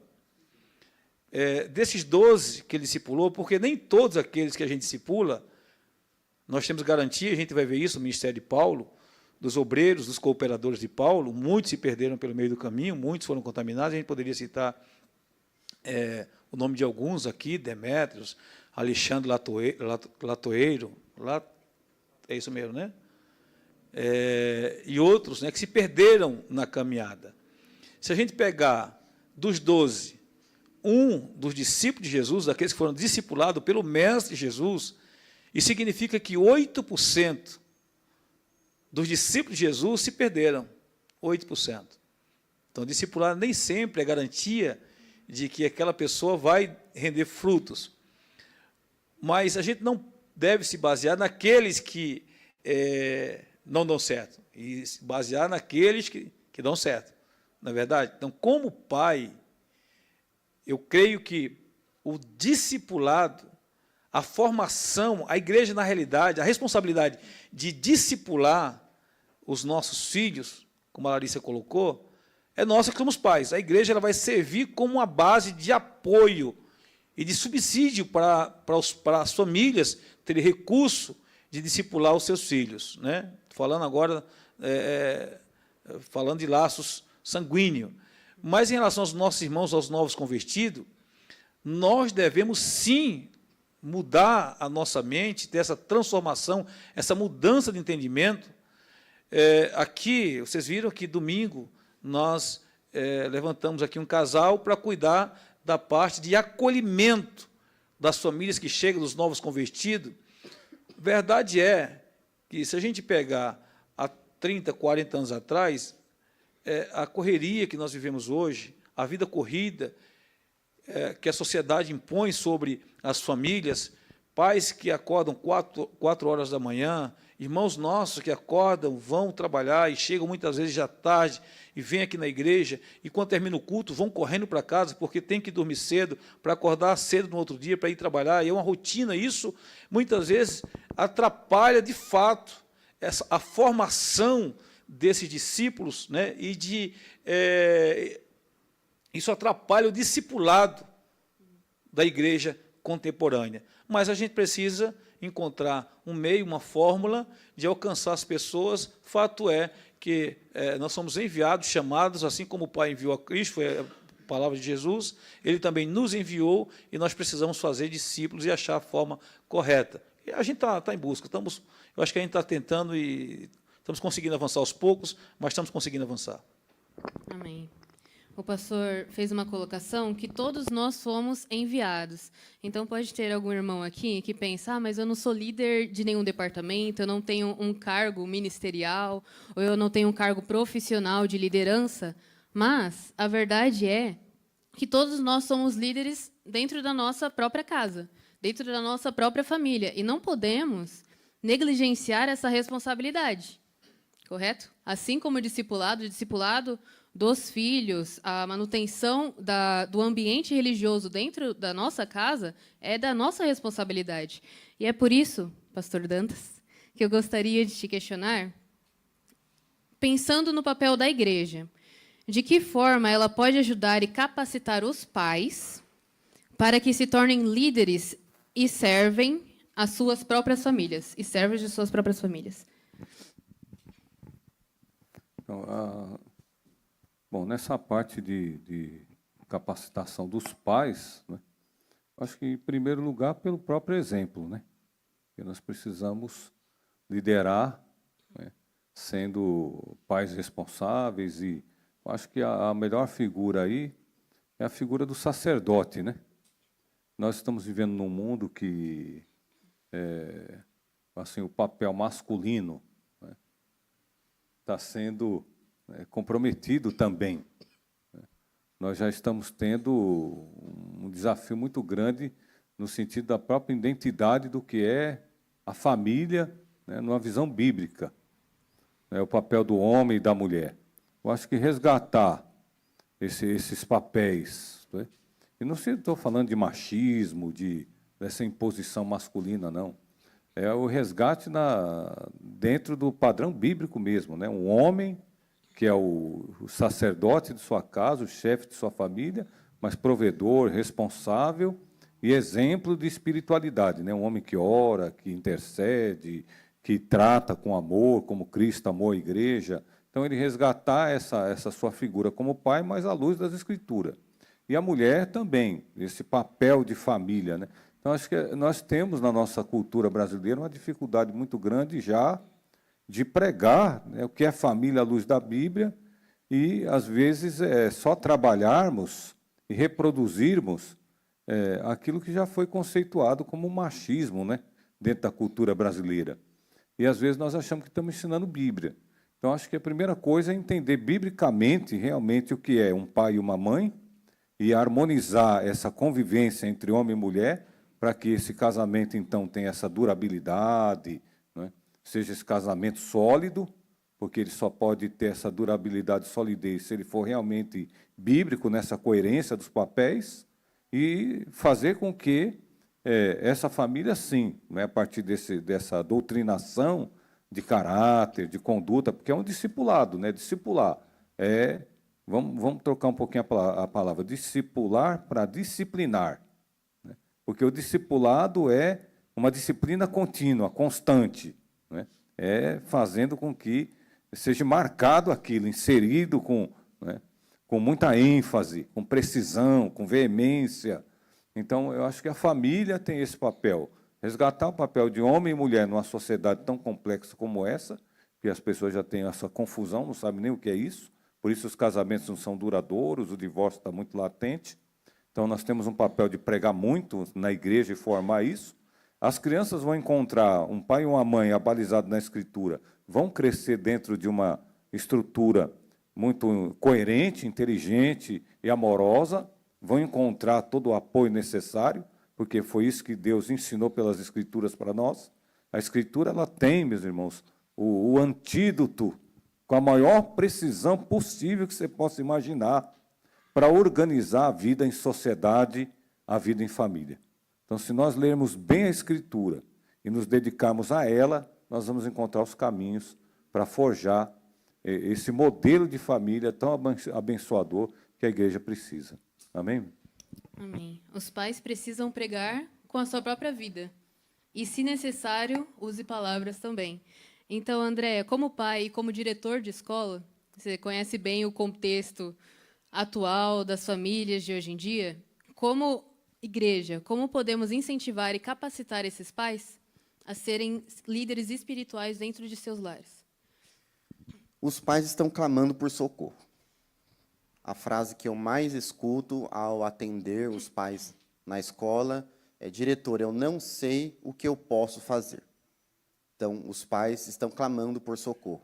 E quando a gente olha na questão igreja, a gente encontra 3 posturas em relação ao tema família.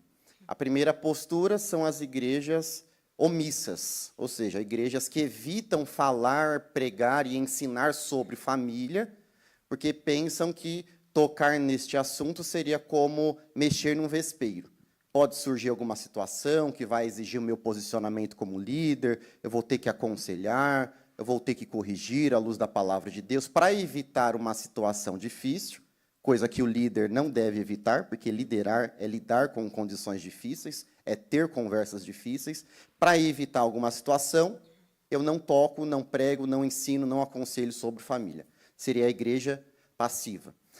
Uma segunda postura seria a igreja reativa.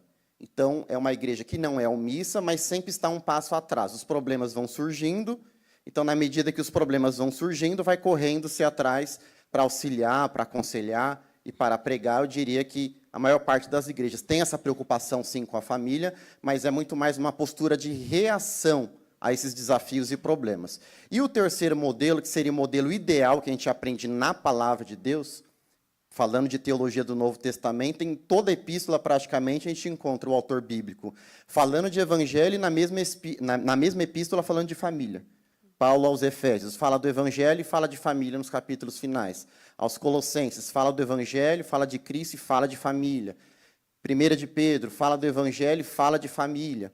Então, seria a igreja propositiva, ou seja, o pastor Marcelo tocou num ponto muito importante, né, desse desafio do papel do homem, da mulher na família, ou seja, uma igreja que faz a leitura do seu tempo e não apenas reage às situações na medida que eles aparecem, mas é uma igreja que se propõe a avançar, faz a leitura do desafio e, a exemplo da liderança apostólica do Novo Testamento, ensina, aconselha, prega, não tem medo se vai lidar com o vespeiro, mas vai lidar com aquele vespeiro no direcionamento do Espírito Santo, porque a liderança que foi constituída por Deus não foi constituída para fugir de problemas, mas para enfrentá-los com a ajuda do Espírito Santo.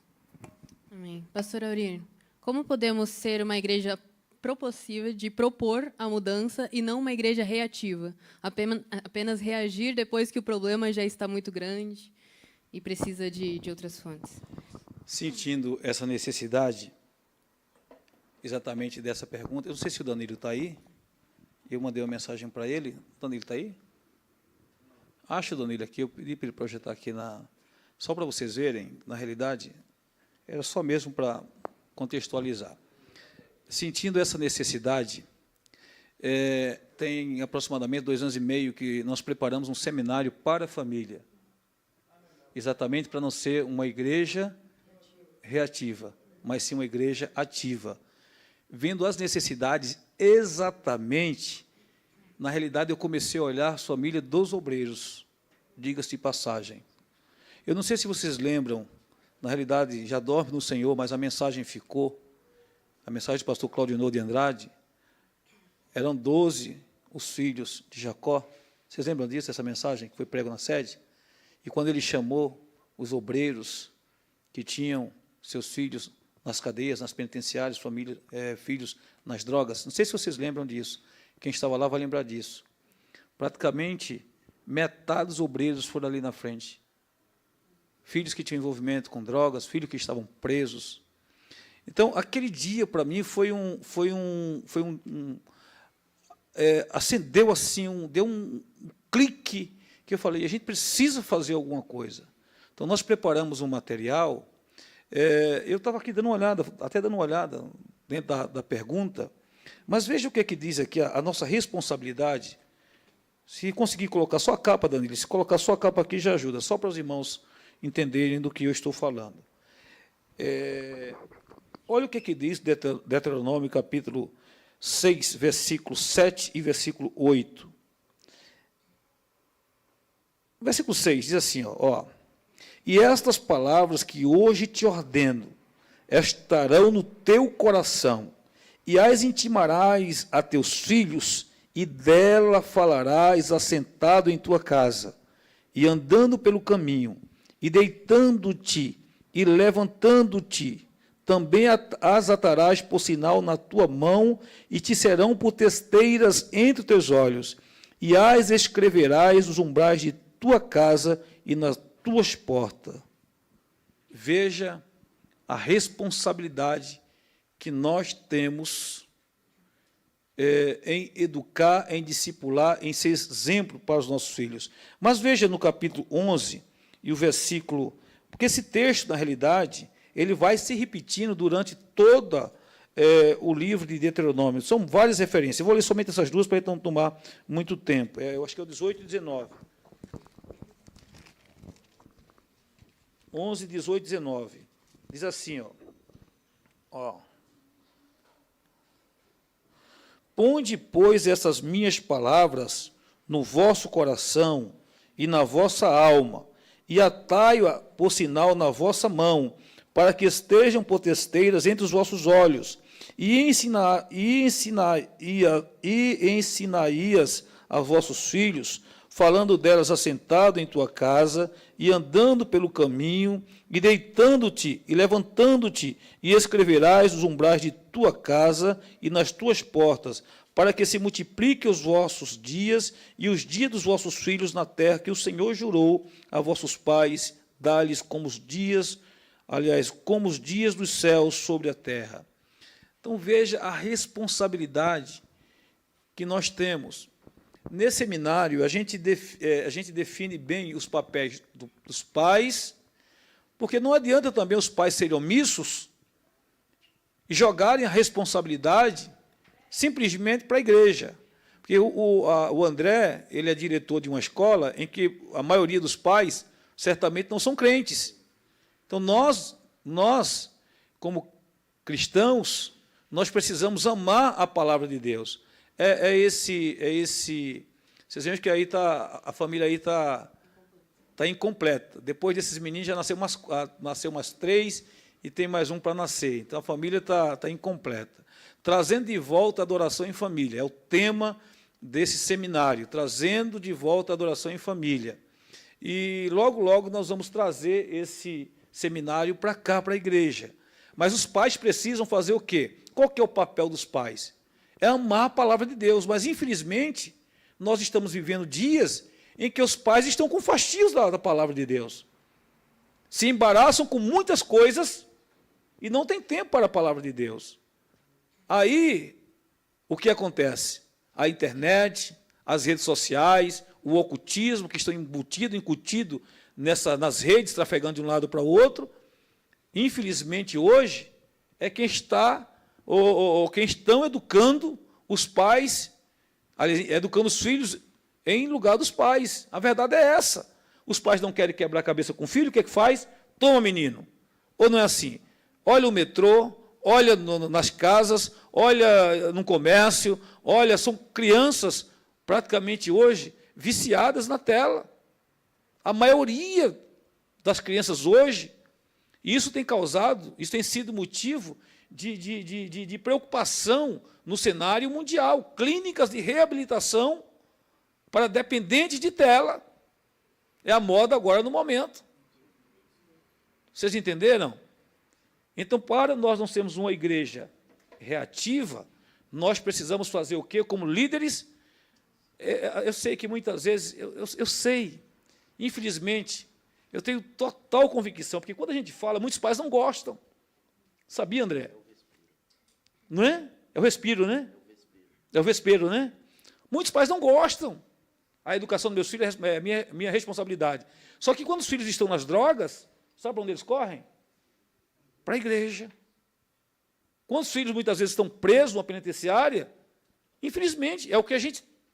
Estou falando, a gente veio de um ministério grande. E fazendo referência a esse dia, mais da metade dos obreiros, a gente estava lá em mais de 1000 obreiros. Foi ali na frente, no apelo. O pastor Marcelo deve lembrar disso. Vocês entenderam? Então, nós precisamos, como líderes, exortar os pais, eles gostando ou não. Paulo disse, quanto mais eu amo, eu sou menos amado. Aqui nessa igreja, talvez, né, seja isso. Quanto mais a gente fala, quanto mais... Sei que tem gente que não gosta, mas, infelizmente, a gente precisa falar para não ser uma igreja reativa. Não sei se eu respondi. Respondeu sim. E esse tema que abordamos hoje... Pode tirar, foi só para os irmãos, pode tirar, viu, Danilo? Só para os irmãos. Esse tema que abordamos hoje sobre liderança foi muito importante, porque aprendemos a ser líder na função de serviço. Como líder mesmo, dentro da igreja, dentro do nosso trabalho, mas dentro da nossa casa. Então, não podíamos apenas focar no sentido ministerial, sem focar nos nossos lares. Porque o que eu vejo é que muitos obreiros, eles focam em sua liderança ministerial e perdem sua própria casa. E isso vem desde o Velho Testamento também. Eli, sacerdote da casa de Deus, perdeu seus filhos dentro do ministério. O rei Davi, um grande líder, né, militar, mas não foi um grande pai. Ele falhou na função da paternidade. Então, esse tema é muito importante para entender a liderança no contexto geral. Né? Como podemos ser grandes líderes dentro e fora da igreja, né? Na nossa casa, começando da nossa casa. E agora, vou deixar os professores e os pastores descansarem um pouco, porque nós vamos direcionar as perguntas aos alunos. Pode ser. Então, nós vamos direcionar a última pergunta agora para os alunos. Então, como o módulo do Novo Testamento pode auxiliar no quesito de liderança? Então, eu queria saber dos alunos agora, um de cada vez, não precisa todo mundo levantar a mão, tá bom? Tem microfone para todo mundo. Como vocês enxergam que o módulo do Novo Testamento poderia auxiliar no quesito de liderança, seja dentro da igreja ou fora da igreja? Muitas pessoas de uma vez, hein? A paz do Senhor, tudo bem? Dá licença, irmãos. Eu aprendi bastante com o tema, né, de liderança. E eu tenho aqui uma pergunta também, de uma forma que o líder que a gente aprende com Jesus é o líder que ele traz outras pessoas, né, para auxiliá-lo. Né? Jesus chamou 12 discípulos, depois chamou mais 70, e a gente vê que a liderança, ela não pode ser uma liderança centralizadora, né? Ela tem que ser uma liderança que vá discipular pessoas, né? E o que eu aprendi? Que nós não devemos somente discipular um líder e depois deixar ele simplesmente de uma forma que ele se acomode. Por quê? Jesus, quando ele chamou os discípulos, além dele discipular, ele fez com que esses líderes caminhassem com eles. Então, assim, qual que é o meu ponto de vista que eu aprendi e que eu aprendo com a Bíblia? É que, além de nós discipularmos, nós devemos delegar funções justamente para que não aconteça essas questões, como foi falado, do líder ganhar almas, talvez fazer discipulados e perder a sua família. Porque nós temos que... O líder ele precisa ter tempo de qualidade com a sua família, precisa ser o exemplo da sua família e também precisa ser o espelho de Cristo aqui na terra. Né? Então, assim, o que eu aprendi com esse estudo sobre a liderança, que nós devemos ser exemplos, né, como líderes, devemos colocar Cristo em primeiríssimo lugar, que muitas das vezes nós vemos assim, eu enxergo que a cultura da igreja brasileira, num contexto geral, nós focamos em alcançar uma liderança, alcançar uma posição eclesiástica, mas muitas das vezes nós não focamos no principal, que é o amor de Cristo, em primeiro lugar nas nossas vidas, e para que isso seja transbordado para as outras pessoas. Então, assim, eu entendo que a maior forma de você discipular uma pessoa é você dando o exemplo.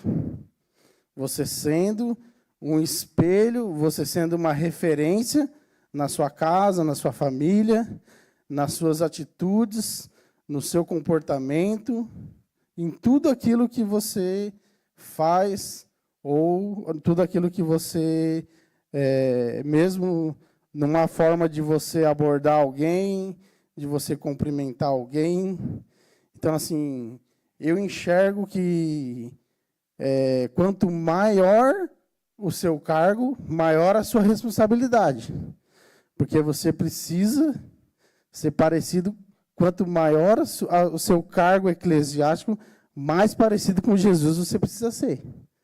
Então, assim, eu entendo que hoje nós vemos muitas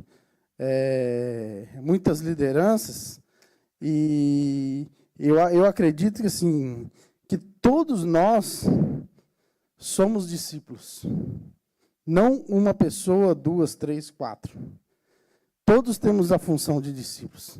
todos somos chamados para pregar o evangelho. Todos devemos ser exemplo. Então, assim, se todos nós colocarmos o nosso ombro debaixo da cruz, a cruz não se torna pesada nem para um, nem para o outro. Então, eu acredito que o discipulado ele vai além de só a pessoa aceitou Jesus, a gente vir aqui discipular ele. Eu acho que precisa haver, dentro de uma igreja, um projeto que vá além do discipulado. Temas, um trabalho que fale sobre temas adversos, semanalmente, para que essas pessoas tenham um confronto com a palavra diariamente, semanalmente. Então, assim, o cristão ele precisa estar ocupado com a palavra de Deus, para que essa palavra venha confrontá-lo todos os dias, para que ele possa viver uma vida plena, porque a palavra diz que a Bíblia diz que a palavra que liberta. Então, se nós tivermos um trabalho dentro da igreja que vá além do só discipulado, que vá abranger vários temas, família, tem diversos temas que sempre é colocado. Vejo também quando as irmãs fazem os trabalhos, né, das irmãs, fala sobre a mesa, sobre a importância de se assentar à mesa com os filhos, com o marido, aquele momento de mesa em família. Então, assim, eu acredito que um trabalho mais elaborado, mais voltado para comportamento também, vai fazer com que o discipulado não fique uma coisa só no início da carreira, da carreira do novo convertido, porque assim o que eu vejo é que muitas das vezes nós nos preocupamos somente com o discipulado, e eu vejo que assim é como se você vê que aquela chama que se acende quando a pessoa aceita Jesus, e aí você vai discipular, essa chama vai acender mais, só que a gente muitas vezes deixa com que a chama vai se apagando. Por quê? Nós não temos um trabalho para que essa chama permaneça acesa. Nós muitas das vezes falamos, você tem que orar, você tem que ler a Bíblia, você tem que fazer isso. Mas nós mesmos, às vezes, não fazemos. Então, assim, a igreja, eu acredito, que precisa de uma mudança de mentalidade para que haja um trabalho, para que as pessoas foquem na palavra, para que esse discipulado seja estendido de uma forma que a pessoa tenha um conhecimento e uma frequência maior de oração e de meditação na palavra e de intimidade, tempo com Deus, de momento a sós com Deus. Eu acho que isso a gente precisa no nosso dia a dia. Amém, irmãos?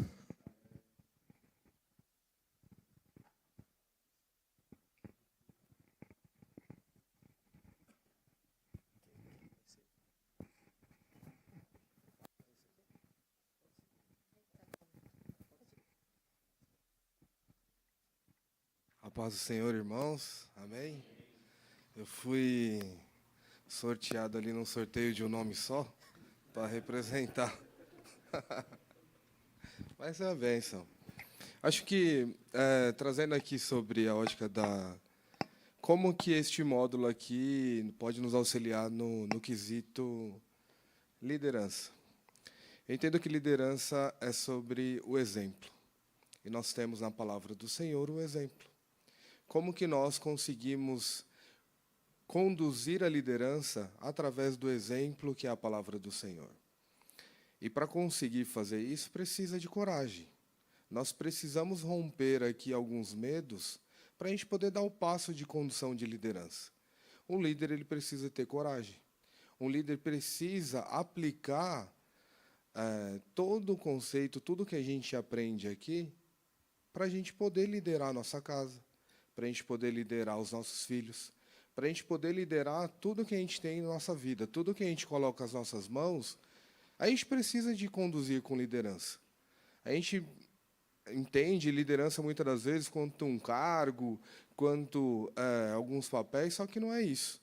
Liderança é sobre exemplo. Como que você pode ser um bom líder se você não tem exemplo? Onde que a gente tem o nosso maior exemplo? E o legal é que estar presente na casa do Senhor, a gente vai conseguindo juntar alguns pontos. O pastor trouxe aqui o exemplo de ontem, que um dos nossos preleitores trouxe o exemplo de Jesus, ele lavou os pés.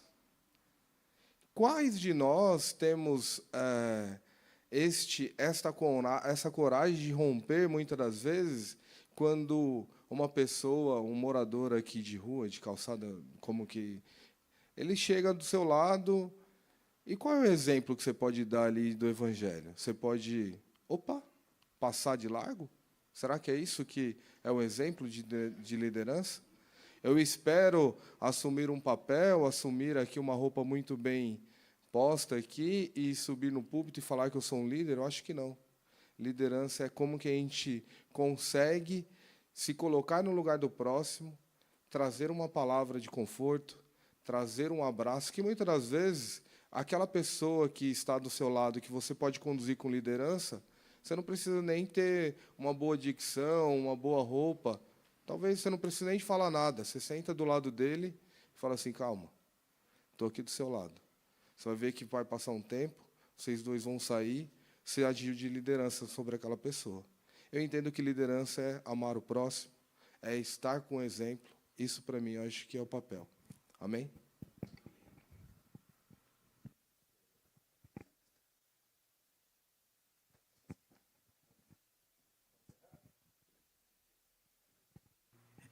Então, coube a mim fazer o encerramento. Então, eu quero agradecer aos alunos que participaram, né? O pastor Marcelo, o pastor André, Larissa. Deus abençoe a vida de cada um de vocês. Deus abençoe a vida de cada um dos alunos do Reino Academy. Eu quero finalizar lendo somente 2 versículos, 3 versículos, na verdade.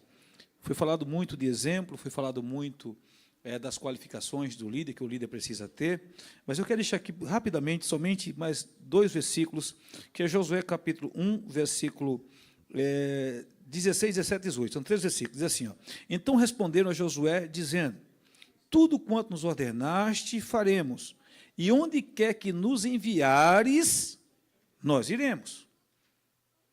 Isso aqui são os liderados, dizendo a Josué, os liderados falando para Josué, Josué, tudo quanto nos ordenaste, faremos, e onde quer que nos enviares, nós iremos.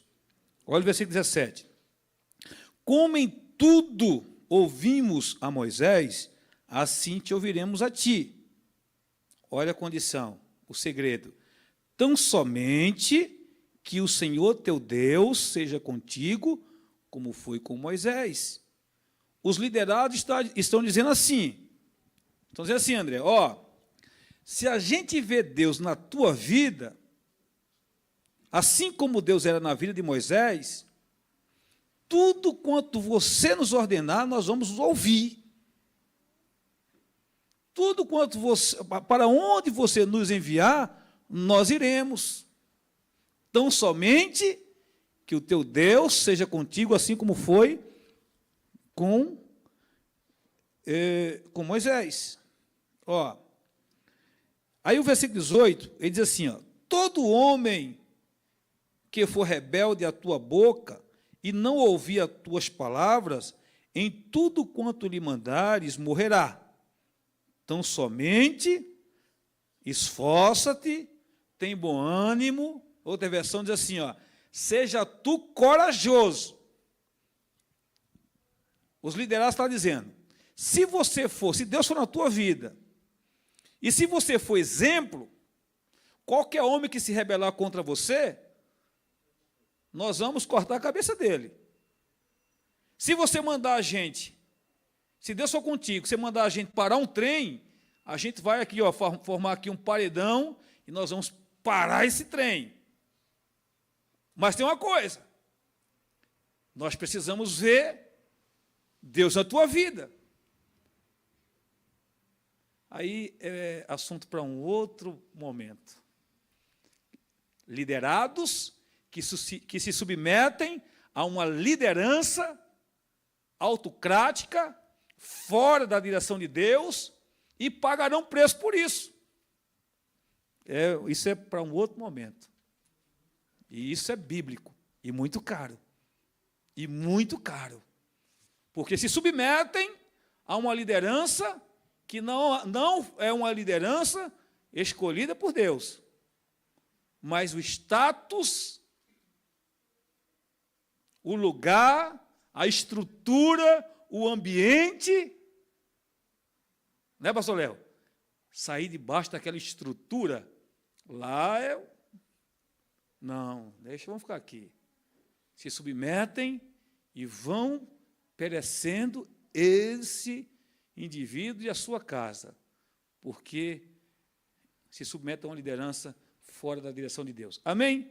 Como falei, é assunto para um outro momento. Mas eu quero louvar a Deus pela vida de cada um dos alunos que aqui estiveram presentes, meus irmãos que estão nos acompanhando através da live, Deus abençoe a sua vida, Deus abençoe a sua casa, espero que você tenha sido edificado com tudo aquilo que foi falado nessa noite. Infelizmente, vocês não vão poder participar do banquete que está preparado ali do outro lado. Nós vamos orar e finalizar essa conexão teológica, porque temos ali alguns minutos para desfrutarmos e degustarmos toda uma mesa que foi preparada. Estou fazendo inveja a você não, tá? Então vai lá na cozinha da sua casa, pega aquele resto do frango do almoço, né? Ou então aquele arroz, aquele feijão, aquela farofa, e vai lá e desfruta também. Mas nós vamos comer aqui coxinha empada, vamos comer aqui o que mais? Tem tanta coisa boa ali, bolo. Vamos colocar de pé? Pastor Léo, vem aqui fazer essa oração. Deus abençoe meus irmãos. Amém, irmãos? Você está feliz, amém? Não sai daqui sem passar ali no momento da comunhão, tá bom? Pai do Senhor, meus irmãos. Quero tomar liberdade aqui, pastor Ali, antes de orar, só falei um versículo aqui, para complementar aqui, que é um aprendizado, né, discipulado e liderança. E o senhor falou de família, né, nós como pastores, nós se preocupamos muito com a nossa família. E Josué, pegando o gancho aí, Josué, ele diz assim, no capítulo 24 de Josué, e o versículo 15, ele diz assim, ó, se porém, lembrando que Josué ele se preocupava com o povo, Josué era um homem guerreiro, né, um soldado, aprendeu as artimanhas com Moisés, e ele diz assim, ó, se porém não lhes agrada servir ao Senhor, escolham hoje a quem irão servir, se aos deuses, se aos antepassados serviram além do Eufrates, ou aos deuses dos amorreus, em cuja terra vocês estão vivendo. Mas eu e a minha família serviremos ao Senhor. Então é importante, né? É importante liderar a família. Ele liderava o povo lá, mas se preocupava com a sua família. Então não adianta liderar o povo se a família não está estruturada. Amém? Vamos orar. Senhor Deus, muito obrigado por tudo que nós aprendemos aqui nessa noite. Obrigado pelos professores, obrigado, Senhor, pelos pastores, obrigado pelos mestres, Senhor, que nos ensinou nessa noite. E obrigado por todos aqueles que participaram, Senhor, desse ensino de liderança. Pai, que tudo que nós fizemos aqui seja para a honra e glória do Teu santo nome. Leva a Tua igreja em paz, é assim que eu te peço, no nome de Jesus. Se você diga amém. Pastor André, qual que é o próximo módulo? Bom, irmãos, eu vou pedir que vocês se organizem aqui para a gente tirar uma foto bem bonita. Pode ser? Todos os meus irmãos, pode fechar aí, Jó, vocês podem fechar, e a gente vai se organizar aqui, ó, e tirar uma foto bem bonita, tá bom?